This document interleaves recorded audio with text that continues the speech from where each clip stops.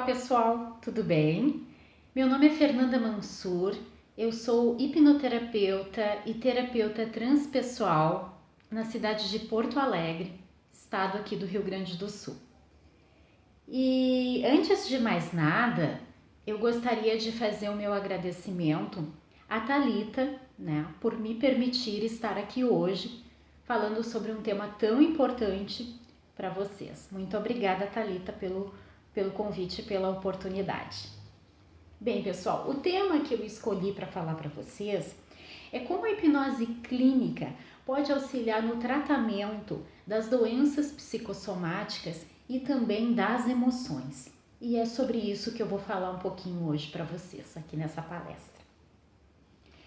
Bom, antes de mais nada, antes de entrar no trabalho, no tratamento da hipnose clínica, eu gostaria de falar para vocês um pouquinho sobre as nossas emoções, bem como também o que vem a ser uma doença psicossomática.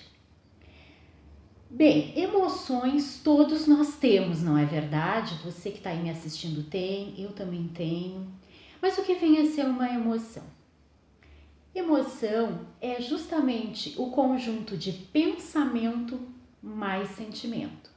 Então, um pensamento juntamente com um sentimento vai nos gerar uma emoção, seja positiva, seja negativa. E aí é que nós nos questionamos, porque imagina se uma pessoa fica só pensando negativo, só sentindo negativo. Ela vai gerar somente emoções negativas. E é aí que o sistema emocional dela pode sofrer algumas desordens, desequilíbrio, vindo então a causar as chamadas doenças, as doenças psicossomáticas, as doenças, aquelas cujas as emoções têm muita influência. Então é aí que a gente faz o link com as doenças psicossomáticas. Mas o que quer dizer o termo psicossomático? Pois é, o termo psico, ele significa mente. O termo soma significa corpo. Mas e aí, Fernando, o que isso quer dizer? Psico, mente. Soma, corpo. Isso quer dizer que o nosso corpo e a nossa mente, eles estão interligados, eles estão conectados.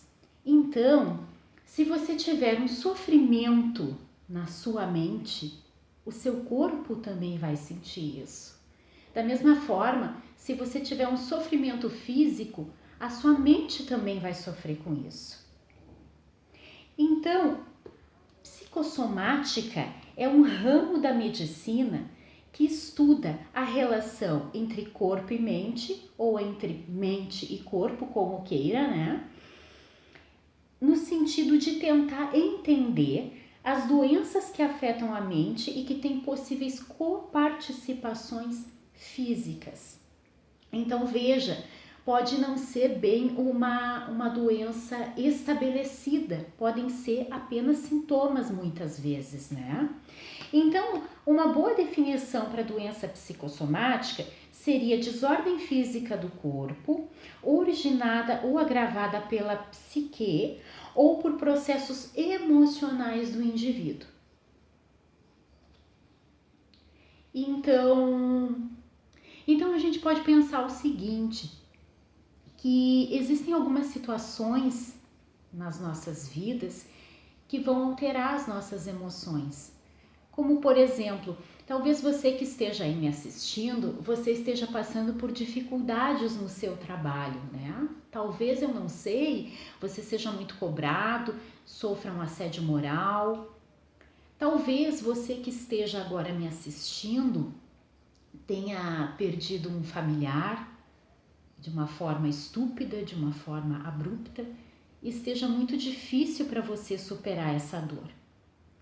Ou talvez você esteja no processo de separação, não esteja conseguindo lidar com essa separação porque você gosta muito da pessoa com quem você vivia. Ou talvez, eu não sei, foi você que deixou seu ex-companheiro e ele passou a te perseguir, a te stalkear, tornando a tua vida um inferno. Talvez o seu problema seja financeiro e seja um grave problema. Então veja, muitas são as situações que nós passamos, ou que você que está me assistindo pode passar, que vão nos gerar situações de estresse, situações de muito medo, situações de tristeza, de raiva. E todos esses sentimentos que nós vamos produzindo, todas essas emoções, elas estão, né, não é, ligadas ao nosso emocional.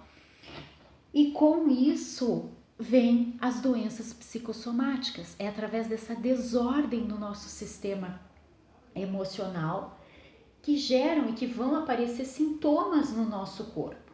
Muitas vezes sintomas em uma determinada parte do corpo, muitas vezes em várias partes do corpo, e depois chegam efetivamente as doenças, né? As doenças psicossomáticas, elas são chamadas as doenças da alma, são conhecidas como as doenças da alma. Então aí nós vamos ter as depressões, as síndromes de pânico, as dores agudas por todo o corpo, como é o caso da fibromialgia, que também é uma doença psicossomática e que eu vou dar uma atenção maior a ela depois no vídeo, né? Então, essa bagunça toda desse nosso estado mental é que vai gerar a doença psicossomática. Mas aí talvez você esteja se perguntando, cerebralmente, como é que isso se dá? Bom, então cerebralmente, nós temos duas partes no nosso cérebro, gente. Uma é conhecida como sistema límbico. O sistema límbico, ele funciona como se fosse um gravador.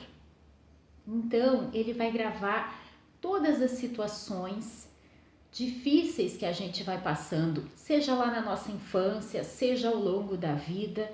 O sistema límbico é o responsável por gravar inconscientemente todas essas situações pelas quais nós passamos. Mas existe também uma outra partezinha chamada de neocórtex.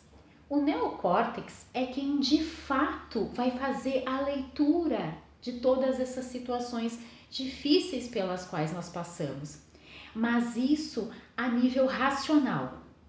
E como é que ele vai fazer para fazer essa leitura, né? Através das nossas crenças internas, porque nós somos feitos de crenças, né, gente? E o que são essas crenças? Essas crenças, fazendo um parênteses aqui, falando um pouquinho agora sobre crenças, essas crenças é tudo que nós trouxemos desde lá da nossa infância. É o que nós ouvimos dos nossos pais, dos nossos avós, dos nossos tios, da nossa família. É o que nós aprendemos lá na escola. É até mesmo o que ouvimos dentro da nossa religião. Isso tudo ao longo do tempo vai formando as nossas crenças. Então, um exemplo, se você passou parte da sua vida ouvindo da sua mãe, você é um menino muito lerdo, ou você é uma menina muito devagar, você ao longo da sua infância ouvindo isso, você começa a comprar essa ideia. E efetivamente talvez você fosse uma criança normal, como qualquer outra, mas de tanto você ouvir, aquilo se torna uma verdade para você. E ao longo da sua vida, nos seus estudos, aí depois no seu trabalho, você começa a agir de forma mais devagar, mais lenta, justamente porque você passou a vida toda ouvindo aquela crença. Então ela já faz parte de você. Então nós somos isso, nós somos crenças, né, que nós fomos ouvindo ao longo da vida. E é de acordo com essas crenças que quando a gente passa uma situação difícil na nossa vida, que a nossa parte racional vai fazer a leitura daquele momento difícil, né? Que é o neocórtex, né? E vai ficar tudo registradinho lá no nosso subconsciente, lá no nosso inconsciente, como queira, né? E aí tem outro detalhe importante. Você sabia que nós somos 95% de tudo que fazemos inconsciente? Apenas 5% do que fazemos é racional. E daí talvez você se pegue falando o seguinte: poxa, Fernanda, teve um dia que eu me estressei com uma pessoa, eu fiquei com muita raiva, eu agi de tal forma, eu não queria ter falado daquela forma, eu não queria, né, ter reagido daquela maneira, mas foi mais forte que eu.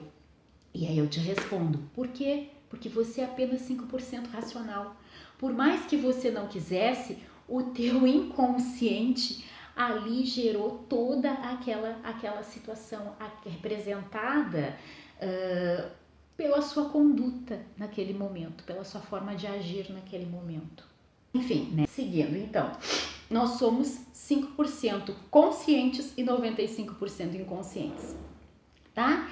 Bem, e aí, quando você passa por essas situações todas negativas que eu falei lá antes e que acontece todo esse processo cerebral do neocórtex juntamente com o sistema límbico, né, que é lá onde vão ficar registradas as memórias. O que pode acontecer quando nós passamos por esses momentos difíceis? Pode ser gerado no nosso sistema límbico, no nosso inconsciente, cargas emocionais negativas. Cargas emocionais negativas. E talvez você se questione: o que é uma carga emocional negativa, Fernanda? Então, eu vou citar para vocês alguns exemplos. Por exemplo,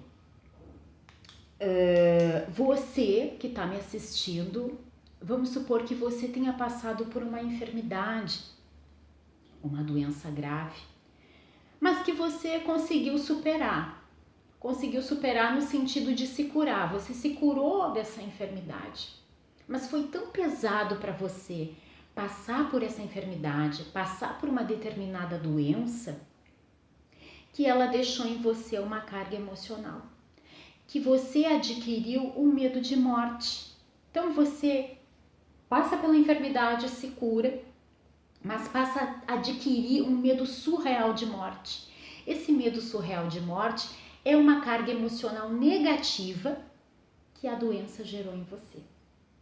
Eu vou dar um exemplo meu, tá, gente? Um exemplo meu para vocês. Alguns anos atrás, acho que uns 5, 6 anos atrás, mais ou menos, aonde eu moro, existiam alguns comércios, assim, bares, né, barzinhos. E eles começaram a colocar caixas de som na rua, com música até tarde.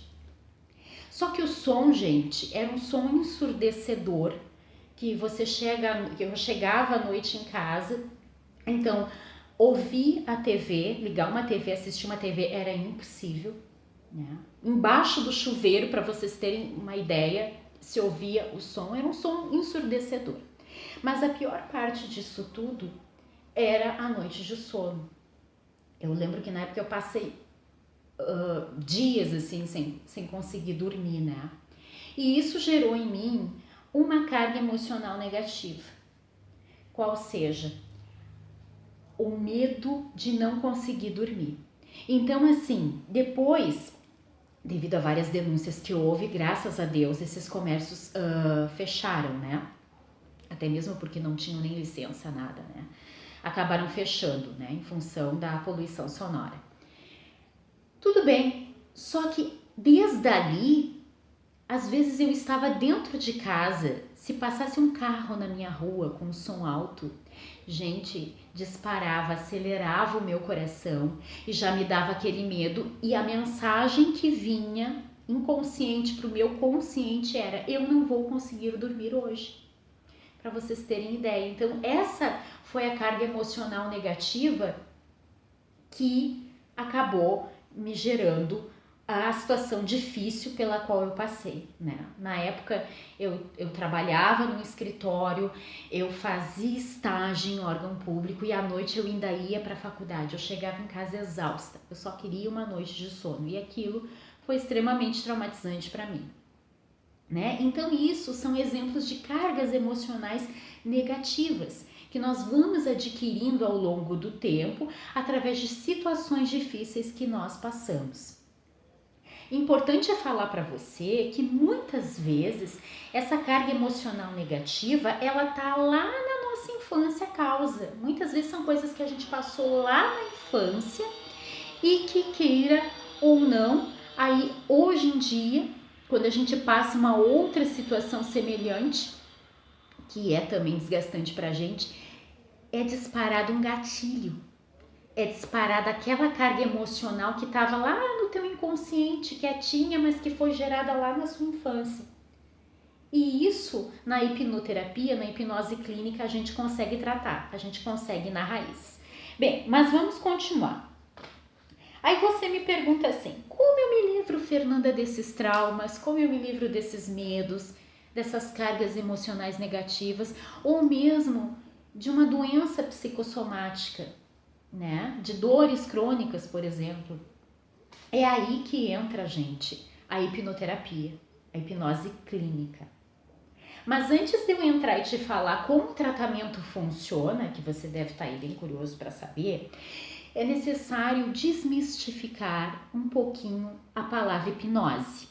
Porque quando se fala em hipnose, talvez venha na sua cabeça aqueles programas que eram muito comuns um tempo atrás, domingo à tarde, onde se levava lá o hipnólogo, né?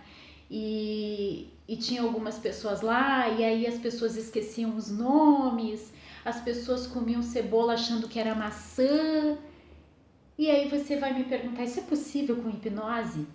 É possível sim, gente, mas não é nosso foco aqui.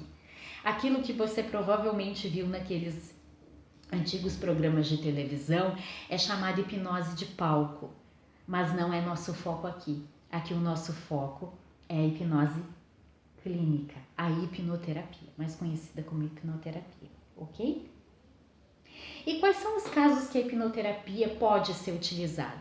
Gente, diversos, vários. Hoje em dia, a hipnoterapia é utilizada para tratamento de vícios, até para obesidade, né? Síndrome de pânico, medos, fobias, doenças psicossomáticas, síndrome do pensamento acelerado. Então, é muito... pessoas com problemas de gagueira. Então, o campo, assim, ele é gigante, né? São muitas possibilidades, tá? E aí, talvez você esteja me questionando, mas Fernanda, será que eu entro em transe? Será que eu consigo ser hipnotizada? E aí eu te respondo, todo mundo pode ser hipnotizado.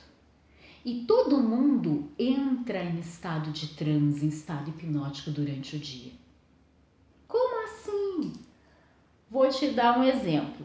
Sabe aquele dia que você estava na frente da sua TV assistindo um filme, um programa de TV, e que alguém, um familiar teu te chamou e você não escutou ele te chamar porque você estava tão vidrado naquela programação?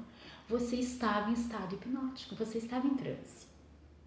Sabe aquele outro dia que você ficou procurando o seu óculos? Onde é que eu coloquei meu óculos? E de repente o óculos estava na tua mão, ou você passou pelo óculos e não viu? Você estava em transe, estava em estado hipnótico, no piloto automático. Né? Estar em transe é estar com fator crítico rebaixado. E todas as pessoas são capazes de entrar em transe.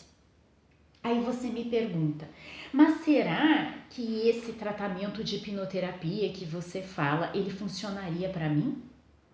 Poxa, Fernanda, eu já sofro há tanto tempo com esse problema.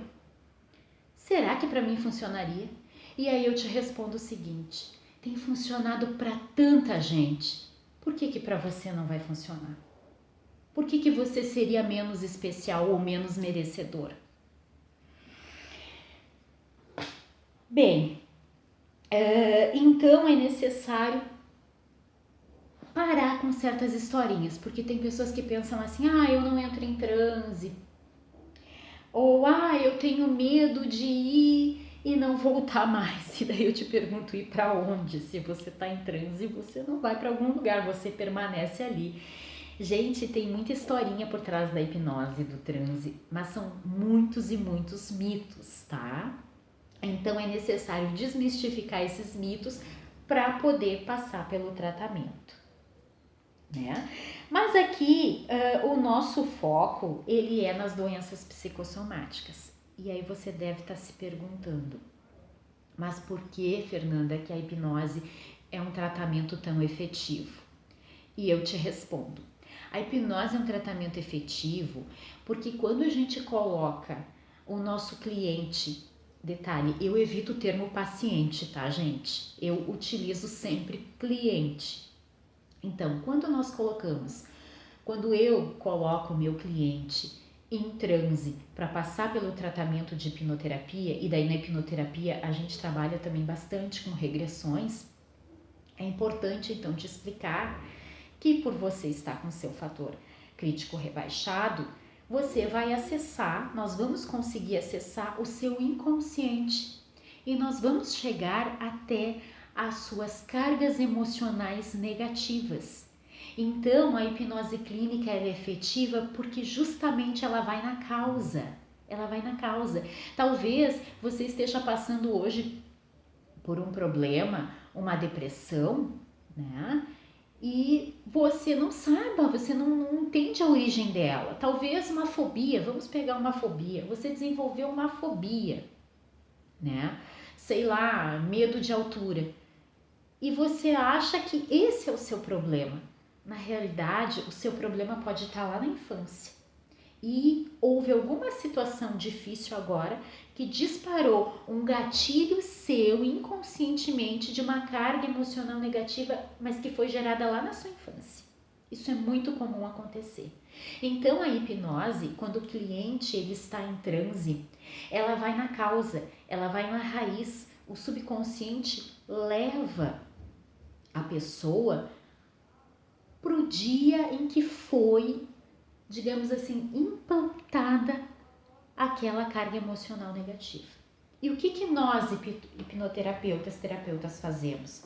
Nós vamos tratar essa carga emocional negativa ou para zerá-la ou para torná-la positiva. Acontecendo isso, aquilo que doía no cliente, aquela situação, talvez aquela situação traumática, passa a não doer mais. Ela fica neutra. Então é por isso que esse tratamento é tão efetivo.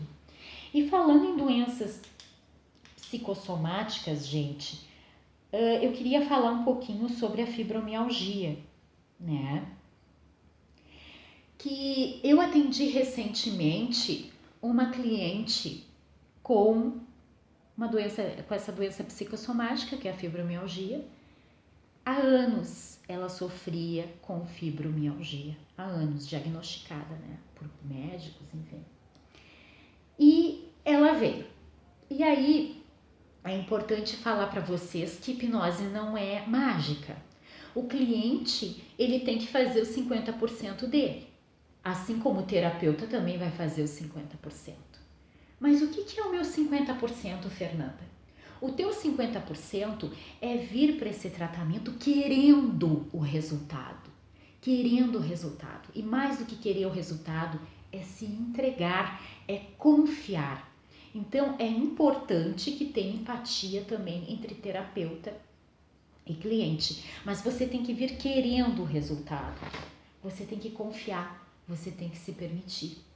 E foi dessa forma que essa minha cliente tão querida, hoje muito especial para mim, né, veio me procurar. E, gente, ela veio com muita força de vontade, ela veio realmente para se entregar ao tratamento. E eu posso dizer para vocês que após 5 sessões, ela zerou a dor da fibromialgia que ela tinha. Assim como zerou também a ansiedade que ela tinha. Isso é mágica? Não, isso não é mágica. Isso é um trabalho realizado pelas duas partes. Porque o cliente, ele tem que entender que muitas vezes ele tem que mudar alguns hábitos dele para que efetivamente ele tenha o resultado. Mas como assim, Fernanda? Que hábitos? Olha, não adianta você vir fazer um trabalho de hipnoterapia, assim como não adianta você fazer nenhum outro tratamento se você for uma pessoa que só pensa negativo, que só foca no negativo, que só foca no lado ruim da vida, que tudo tá ruim, que tudo tá contra você. Esses hábitos, essas formas de pensar, essa forma de vibrar, isso a gente tem que mudar, a gente tem que se esforçar para ser um pouquinho melhor, para pensar diferente, para ter um pouquinho mais de fé. Então, se a pessoa vem, não só para hipnoterapia, qualquer tratamento, e ela não muda a forma dela muitas vezes de ver a vida, de pensar diferente, alguns hábitos, parar de fazer algumas coisas que vão trazendo lixos mentais, verdadeiros lixos mentais para a pessoa. Essa é a parte dela no tratamento, né, gente, para ter algum resultado, tá? É claro que assim, essa minha cliente, ela conseguiu esse resultado em 5 sessões. Isso depende de cliente para cliente. Vai depender das coisas que essa pessoa precisa trabalhar, do que ela quer trabalhar, né? É por isso que na hipnoterapia, o primeiro encontro com o meu cliente é apenas uma avaliação, onde eu vou explicar para ele, como eu estou explicando para vocês, o que acontece dentro do trabalho. Claro que daí é de uma forma muito mais esmiuçada, né, gente? Aqui é mais uma pincelada de como funciona o trabalho, né? Mas é importante que tenha essa empatia também, né? Então é por isso importante no primeiro momento a avaliação. E a quantidade de sessões vai depender de pessoa para pessoa, tá? Isso é muito importante que se tenha em mente. Bom, fora isso, gente, tem 2 tipos de pessoas que a hipnose clínica não pode ajudar e que nenhum tratamento pode ajudar. O primeiro grupo de pessoas que não podem ser tratadas são as pessoas que se vitimizam. Vocês sabem que tem muitas pessoas que se vitimizam, né? Então, esse grupo de pessoas, assim, definitivamente é difícil de trabalhar, a não ser que a pessoa mude muito a visão de mundo dela, né? Que ela se torne consciente de que ela tem se mantido como uma vítima, né?